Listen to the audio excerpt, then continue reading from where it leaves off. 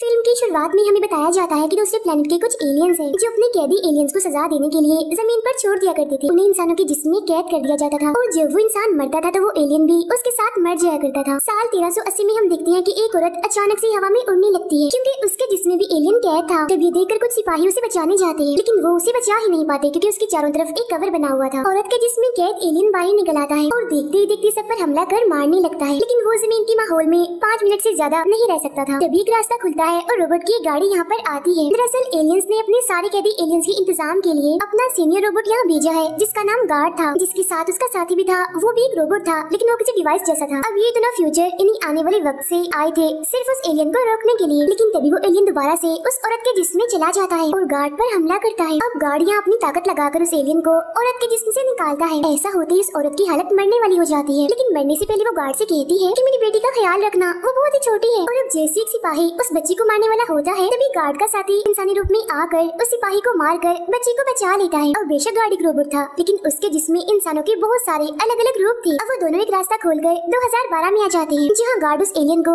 एक अलग ही तरह की जेल में कैद कर देता है जहाँ अब टोटल 7 एलियंस कैद थे। तभी अचानक से यहाँ बच्ची के रोने की आवाज आने लगती है और गार्ड को पता चलता है कि उसका साथी उस औरत की छोटी बच्ची को अपने साथ यहाँ पर ले आया है जिसका नाम एन है। गार्ड का साथी उसे कहता है कि मैं इस बच्ची को नहीं रखकर उसके दिमाग को पढ़कर इंसानों के बारे में जानना चाहता हूँ। तब इस बात पर गार्ड मान जाता है। अब हम साल 1391 में एक जादूगर को देखते हैं जिसके पास 2 जादुई बिल्लियाँ थी। उसके पास एक जादुई पंखा भी था और दोनों बिल्लियाँ उसके अंदर से ही निकलती थी। जादूगर वहाँ एक पोस्टर देखता है जिस पर लिखा हुआ था कि एक कीमती चाकू जो कि क्रिस्टल का है उसे ढूंढने पर बहुत सारा इनाम है। तब उसे याद आता है कि मैंने इस चाकू को पहले कहीं देखा है। ये सोचते ही उसे कुछ ख्याल आने लगते हैं लेकिन इनमें भी उसे वो चाकू दिखाई नहीं देता। अब उस चाकू के बारे में पता लगवाने के लिए वो एक नजूमी के पास जाता है जिससे उसे पता चलता है कि सबसे पहले वो चाकू एक मछुआरे को नदी में मिला था। वो चाकू कीमती इसलिए है क्योंकि उसमें बहुत सारे हीरे लगे हुए हैं। फिर वो उस चाकू को एक लोहार के पास ले गया ताकि वो हीरे निकलवा सके। लोहार ने कोशिश तो की लेकिन वो उन हीरों को नहीं निकाल पाया। अब वो चाकू एक ऑफिसर के पास है कि उसने उसे खरीदा है। अब जादूगर अपनी बिल्लियों के साथ वहाँ पहुँच जाता है जहाँ वो ऑफिसर था। इसी दौरान एक अजीब सा आदमी भी उस ऑफिसर से मिलने आया था। अजीब वो इसलिए था क्योंकि उसे देखने से ऐसा लग रहा था जैसे वो फ्यूचर से आया हो। वो ऑफिसर से कहता है कि ये चाकू मेरा है इसलिए अब आप इसे मेरे हवाले कर दीजिए। तभी उस अजीब आदमी के जिस्म में कैद एलियन ऑफिसर पे हमला करके उसे चाकू हासिल करने की कोशिश करता है, लेकिन तभी ऑफिसर उस चाकू को अपने जिस्म से निकालकर बाहर फेंक देता है और मौके पर ही उसकी मौत हो जाती है। लेकिन यहाँ वो नजूमी भी उस चाकू को हासिल करने के लिए पहुँच चुका था और वो नजूमी उस चाकू को लेकर भागने लगता है, लेकिन तभी एलियन उसे देख लेता है और उसके पीछे पड़ जाता है। तब जादूगर भी उनके पीछे चला जाता है और अपने जादू से एलियन को रोकने की कोशिश करता है, लेकिन एलियन उल्टा उसे ही पकड़कर मारने लगता है। इसी दौरान इनकी नजर एक स्पेसशिप पर जाती है। इसे देखते ही उसके पास जाते हैं और नदी के उस पार इन्हें एक लड़की दिखती है जो इन्हें देखकर यहाँ से भाग जाती है। अब ये लोग काफी हैरान परेशान थे कि आखिर ये स्पेसशिप और वो लड़की यहाँ पर कैसे है। फिर इसके बाद हम 2022 में आ जाते हैं जहाँ हम गार्ड के साथ उसी बच्ची एन को देखते हैं, यानी वही बच्ची जिसे लोग पास्ट इन्हें माजी से लाए थे। बच्ची बहुत ही समझदार थी। वो बच्ची गार्ड को अपना डैडी समझती थी और उसे पता है कि उसके डैड एक रोबोट है और हर टाइम अपने साथी से बातें करते रहते हैं और तो अक्सर उसी के साथ रहते हैं। जब गार्ड एन को स्कूल से ला रहा था तो वो अपना मोबाइल गाड़ी में ही छुपा देती है जहाँ वो गार्ड और उसके साथी की बातें सुनती है। गार्ड का साथी उसे कह रहा होता है कि हमने अपने प्लेनेट से एक कैदी एलियन को जमीन पर लाना है और उसे इंसान के जिस्म में डालना है, लेकिन ऐसा करने के लिए हमें 107 इंसानों की जरूरत होगी क्योंकि वो बहुत ही ताकतवर एलियन है। रात के वक्त अपने डैड की तरह एन भी उनके साथी से बात करने की कोशिश करती है लेकिन वो उसे कोई भी जवाब नहीं देता। फिर जब वो गाड़ी से अपना मोबाइल निकाल रही थी तो अचानक से वो छोटी सी जेल को खोल देती है जिसमें उस एलियन को कैद किया गया था, लेकिन इससे पहले कि वो कैदी वहाँ से आजाद होता तभी गार्ड का साथी वहाँ आकर उसे बंद कर देता है। अब गार्ड के साथी को अपने सामने पाकर एन काफी खुश हो जाती है और उसे बहुत सारे सवाल करती है। तब गार्ड के साथी को बताना ही पड़ता है कि मैं एलियंस को सजा देने के लिए इंसानों के जिस्म में कैद करता हूँ, जिस मकसद के लिए हम अलग अलग टाइमलाइन में जाते हैं, यानी कभी पास्ट में और कभी फ्यूचर में, और तुम्हें भी हम पास्ट से ही लाए हैं। इतनी ही देर में यहाँ गार्ड भी आ जाता है। उसका साथी उसे बताता है कि उस एलियन को कहाँ कैद करना है जो एक हॉस्पिटल था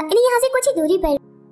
अब एन जानना चाहती थी कि आखिर हो क्या रहा है, इसीलिए वो अगले ही दिन उसी हॉस्पिटल जाती है। अंदर जाकर वो अपने मोबाइल में आसपास की हर चीज की वीडियो बनाने लगती है। इसी दौरान गार्ड और उसका साथी भी अपने मिशन, अपने मकसद को पूरा करने के लिए यहाँ पहुँच जाते हैं। तभी आसमान में काफी बड़ी स्पेसशिप दिखाई जाती है जो एक काले रंग के पत्थर को उस हॉस्पिटल में भेजती है। अंदर जाते ही वो पत्थर एक काफी बड़े गोल्डन रंग के पिलर में बदल जाता है जिसके अंदर से अजीब सा एलियन निकलता है और आसपास अपने टेंटिकल्स फैलाकर एक एक करके लोगों को पकड़ने लगता है। इस तरह से कैदी एलियंस इंसानों के जिस्म में चले जाते हैं। वो टेंटिकल्स अभी भी नहीं रुक रहे थे और पूरे हॉस्पिटल में ही फैल फैल चुके थे। तब एन भी उन टेंटिकल्स को देख लेती है और उनसे बचने के लिए भागती है। जैसा कि मैंने आपको बताया कि एलियंस को इंसानों के जिस्म में डालने के लिए 107 इंसान चाहिए थे, जो उन्हें मिल भी गए थे। यानी उनका मिशन पूरा होने वाला था। इसी दौरान गार्ड एन को देख लेता है और काफी हैरान हो जाता है कि ये यहाँ क्या कर रही है। फिर वो उस पर ध्यान नहीं देता और उस काले रंग के पत्थर को लेने आ जाता है। इस चीज का फायदा उठाकर एन वहाँ से भाग जाती है और जैसे उनका मिशन पूरा होता है एलियंस को इंसानों में डालने का, सारे टेंटिकल्स वापस चले जाते हैं और इंसान दोबारा से बिल्कुल ठीक हो जाते हैं। हैरानी वाली बात ये थी कि कुछ देर पहले उनके साथ क्या हुआ था उन्हें याद ही नहीं होता। पास्ट में हम जादूगर और उसके साथियों को देखते हैं। उन्हें एक जगह के बारे में पता चलता है जो एक मंदिर था। यहाँ पर एक जादूगर हस्बैंड वाइफ भी थे, जिस मंदिर के मालिक को अपना जादुई सामान बेचने आए थे। लेकिन मंदिर का मालिक उनसे कहता है कि अभी फिलहाल मुझे वो कीमती चाकू चाहिए, इसीलिए जाओ पहले उसे ढूंढो और वो लेकर आओ। तो जादूगर हस्बैंड वाइफ अपने साथियों के साथ एक घर में जाते हैं, जहाँ वो कीमती चाकू था। अब जादूगर उस आदमी को अपने काबू में करके उस चाकू को लाने के लिए कहता है और अब जैसे वो चाकू लाता है तभी वो फाइटर लड़की यहाँ आकर उन जादूगर हस्बैंड वाइफ पर हमला कर देती है और उस चाकू को हासिल कर लेती है। लेकिन तभी इतनी ही देर में मंदिर का मालिक भी यहाँ पर आ जाता है और फाइटर लड़की पर हमला कर उसे बेहोश कर देता है और चाकू ले लेता है। उधर प्रेजेंट टाइम में एन अपने दोस्त को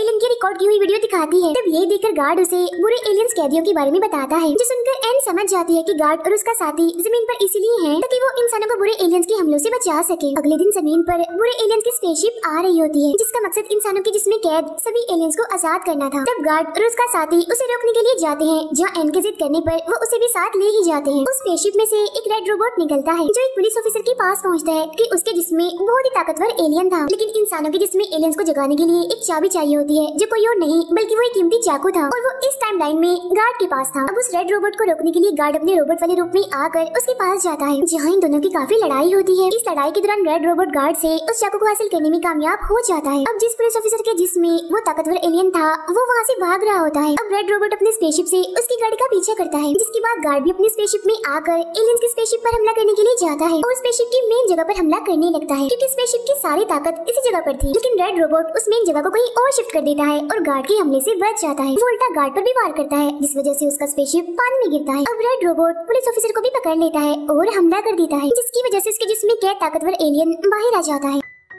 अब गार्ड दोबारा से उस बुरे और खतरनाक एलियन को कैद करने जाता है, लेकिन रेड रोबोट उसे रोकता है, बार बार उस पर हमला करता है, जिसमें उसे उठाकर दूर फेंकता है और इसी वजह से गार्ड एलियन को कैद करने में नाकामयाब रहता है। अब यहाँ रेड रोबोट का मिशन पूरा हो गया था, इसीलिए वो गार्ड को अपने साथ लेकर वहाँ जोरदार धमाका कर देता है, जिसकी वजह से गार्ड की ताकत, उसकी एनर्जी कम होने लगती है और वो बेहोश पड़ा होता है। उसका साथी उसे होश में लाने के लिए अपनी एनर्जी उसमें डालता है। अब वो ताकतवर एलियन उस पुलिस ऑफिसर के जिस्म से निकलकर स्पेसशिप में जाता है ताकि वो अपना मिशन पूरा कर सके, बाकी एलियंस को आजाद करने का। अब इस स्पेसशिप में ऑरेंज रंग के बड़े बड़े गोले थे, जो इन एलियंस की जमीन पर रहने में मदद करते थे, यानी वो इस माहौल में इन गोलों की वजह से रह सकते थे। अब गार्ड उस ताकतवर एलियन को रोकने के लिए खुद भी स्पेसशिप में आ जाता है और उस पर हमला कर देता है। यहाँ में इन दोनों की काफी लड़ाई होती है, जिसमें गार्ड एलियन पर भारी पड़ रहा था और फिर अपनी ताकत से उस एलियन को स्पेसशिप से बाहर फेंक देता है। तब उस एलियन के साथ साथ वो ऑरेंज रंग के दो गोले भी बाहर निकल आते हैं। अब वो एलियन बाहर के माहौल में बगैर किसी जिस्म के नहीं रह सकता था। उसकी नजर एन पर पड़ती है और उसके अंदर जाने के लिए वो उसकी तरफ बढ़ता है। ये देखकर गार्ड का साथी उस पर बड़े बड़े हमले करने लगता है, जिस वजह से वो एलियन दोबारा से उसी पुलिस ऑफिसर के जिस्म में आ जाता है। वो एलियन अपना टेंटिकल निकाल कर उस बड़े से ऑरेंज रंग के गोले को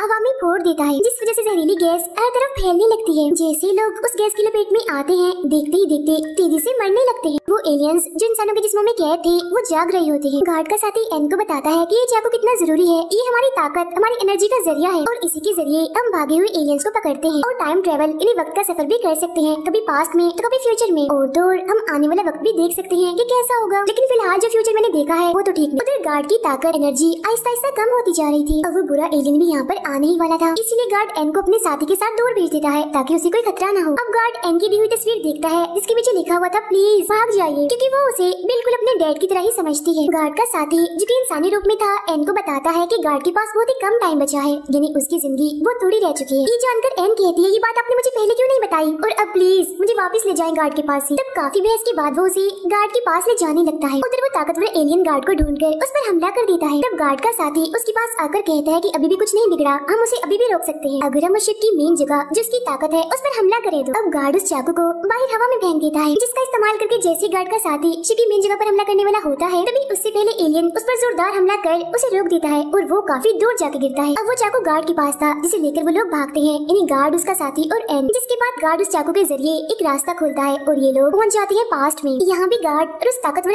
एलियन की काफी लड़ाई होने लगती है, जिसमें गार्ड कमजोर पड़ने लगता है, उसकी हालत मरने वाली हो जाती है। लेकिन तभी एन गन से उस एलियन पर गोली चला देती है, इस वजह से उसका इंसान वाला जिस्म मरने लगता है। लेकिन तभी वो उस गाड़ी पर हमला कर देता है जिसमें एन बैठी थी। वो गाड़ी पानी में जाके गिरती है। पानी में जाकर एन के हाथ से फिसलकर कहीं खो जाता है। गार्ड का साथी एन से कहता है कि किसी भी तरह करके तुम्हें हमें ढूंढना ही होगा, क्योंकि तभी हम सब कुछ ठीक कर सकते हैं। जिसके बाद उनकी स्पेसशिप वही नदी में फंसी रहती है, जिसमें गार्ड और उसके साथी थे। अभी भी वो लोग पास्ट में ही थे। यहाँ सिर्फ 2 लोग ही बचे थे, वो ताकतवर एलियन और एम। वो एलियन भी यहाँ से चला जाता है अपने लिए कोई नया जिस्म ढूंढने के लिए। तभी एक छोटे लड़के को नदी किनारे एन मिलती है जो भी जिंदा थी। वो लड़का नदी में जाकर एन के चाकू को ढूंढने लगता है, लेकिन वो उसे नहीं मिलता। जिसके बाद वो एन की देखभाल करता है। अब यहाँ जादूगर हस्बैंड वाइफ को भी पता चल जाता है कि मंदिर की मालिक के जो साथी थे वो एलियन से असल में उनसे लड़ते हैं। वो अपने जादू से एक एलियन को बड़े से मटके में कैद कर देते हैं। अब दूसरा एलियन जैसे एन को कंट्रोल करके उसे मारने ही वाला था कि तभी यहाँ पर जादूगर पहुँच जाता है। वो अपने जादुई पंखे से तलवार निकाल कर एलियन पर हमला कर उसका टेंटिकल काट देता है, जिससे वो एन को छोड़ देता है। अब एलियन ने भी बदले में उस पर हमला कर दिया होता है, जिस वजह से वो बेहोश हो जाता है। अब एन उस एलियन के